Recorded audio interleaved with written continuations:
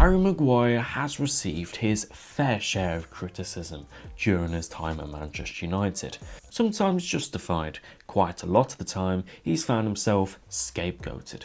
But as of recently, under new Portuguese head coach Ruben Amorim, he's been fantastic in Manchester United's three at the back system.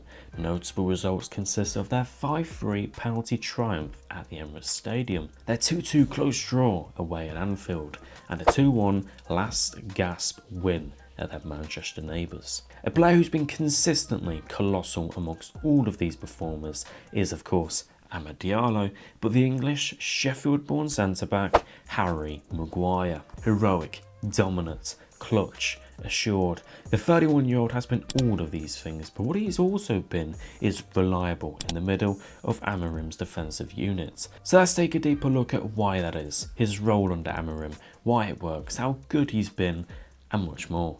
Let's go. United away at the Emirates set up in their usual 3-4-2-1, with them maintaining their 5-4-1 out of possession structure that has worked so well recently. Out of possession, it aims to substantially reduce the space the opponents can move into, and it ultimately forces them backwards, away from United's goal. The midfield four is set up so that the central space and progression is very limited, staying compact, whilst also being able to deal with any wide threat by doubling up. The centre-backs are there to be aggressive in this system, and with one leaving the back line to step out and intervene, it ensures they are protected by a four behind them, proving perfect for Harry Maguire. Maguire sits in the middle of the 3/5 as the central centre-back. The central centre-back role can differ in many systems, but Maguire's role with the ball is to read the play that is occurring in front of him, as he has the best vision of everything and everyone moving, and either make the pass sideways to his wide centre-backs who share more responsibility in bringing it forward, or to make line-breaking passes, or long balls. Lisandro, Martinez and Matheus de Ligt are ultimately looking to bring it forward more through ball carrying and pushing the wing backs forward, but Maguire's role is to bring a surety to the back line. Out of possession it obviously becomes a 5, and Maguire is allowed to step out of the line and be aggressive. He's great at this, but Maguire's obvious weaknesses surround his recovery pace and mobility getting back when turning. But in a 5, as we know, he's protected and less exposed. So once someone like Havertz receives the ball to his feet, Maguire pounces aggressively and takes the ball back for Manchester United. You can see here this is implemented to perfection, whilst also being able to carry it forwards and consume Arsenal defenders in to make space for Rasmus Højlund. When winning a turnover fast, it gives Maguire the platform to showcase his on-the-ball specialties. He's always been good progressively on the ball, he loves to run forward, but the problem in the past is that he's always played in a 4, meaning if the team was to lose the ball, Maguire's positioning is massively exposed and he would struggle to run back.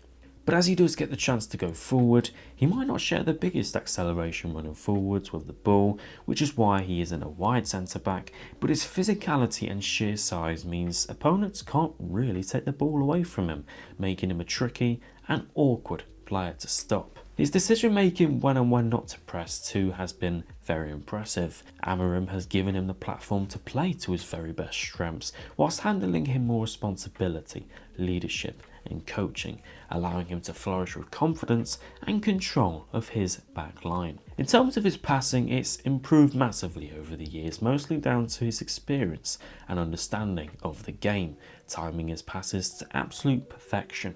He found some great long passes against Liverpool to access United's wide men pretty well. The passes are always executed with good pace, coordination, they don't spend too long in the air, and very close to his player's destination, which gives United another solution to accessing their wide men, an area of the pitch we know Amorim puts a lot of great emphasis in. Against Arsenal, I noticed he found some passes into Bruno Fernandes and his forward men, showing he can produce line-breaking passes and give United the opportunity to move faster. But it's his defending that's been catching the eye. As flawless as his overall game has been, his defending was superb. The penalty giveaway was unlucky and very debatable. But against Arsenal, he made 11 clearances and 5 blocks, the most out of anyone. He was exceptional. Whenever Arsenal tried to shoot from outside the box, Maguire was there, throwing his 6'4" lengthy frame in the way of the shots, and his clearances were always very well done, without putting his team in any more added pressure. His heading, as we all know, is a noticeable trait, a goal threat. But defensively, he was seriously a rock. Any cross Arsenal put in near Maguire, he was there to clear. A real warrior who was, when heading the ball clear, did so with genuine direction, pace and power each time.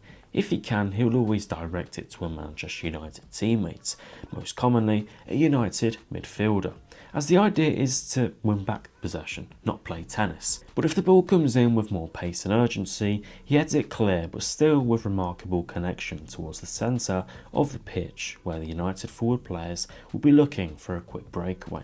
For the 104 minutes he played, he had Havertz in his back pocket completely.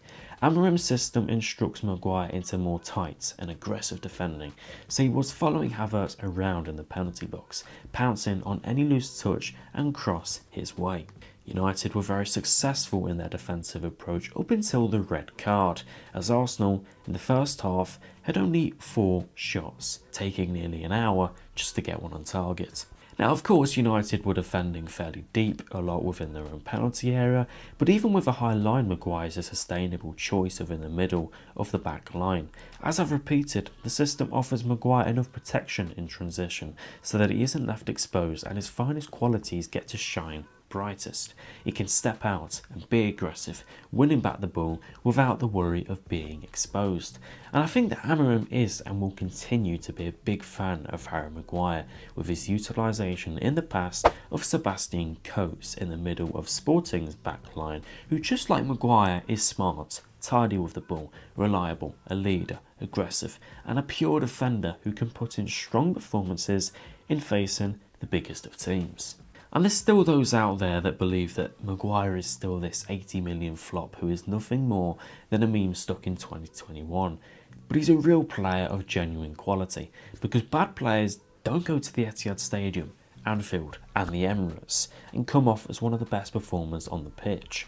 So it's time to turn over a fresh page and give credit to the Englishman for his incredible amounts of resilience and mentality to be standing high at Old Trafford. He's undoubtedly been United's best centre-back this season, and it'd be interesting to see if Thomas Tuchel will look to play a similar system, because I'd think Maguire would have a very strong case to make it to England's new boss. If you did enjoy this video, make sure to smash a like and subscribe to the channel. What do you think of Harry Maguire's performances as of late?